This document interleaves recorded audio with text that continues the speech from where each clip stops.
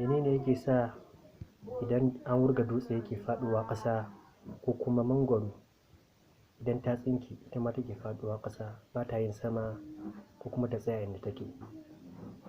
Akwai wani mutum da ake kira da Isaac Newton. Shi wannan mutumin ya ƙware a ilimin physics.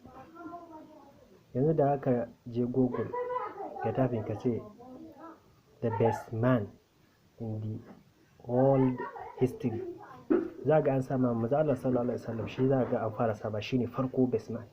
To na biyu ne suke kawo ya suka Isaac Newton. Tunda yanzu abu ka'ida ba shi za a ce na biyu ba, amma saboda abin da ya gudunmawar da ya ba ma kimiyya da wayansu abubuwa, shi yasa ake sa shi a na biyu. To ya yi bincike sosai, shine ya gano abin da ake cewa gravity.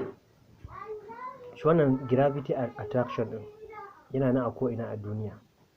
Shine wanda in abu ya faɗo sai wannan gravity din shi zai jawo shi ƙasa. Shi yasa bare yi sama ba ko ya tsaya. Dan ka fita daga wannan duniya za ga mutum abu ba yi dare da ai wanda yake ƙasa ba, sai dai ya dinga yawo a sararin samaniya. Amma a dan duniyan sai kuma Allah ya halicci wani abin da ake cewa gravity, danƙo kenan, wanda yake jawo abu ƙasa.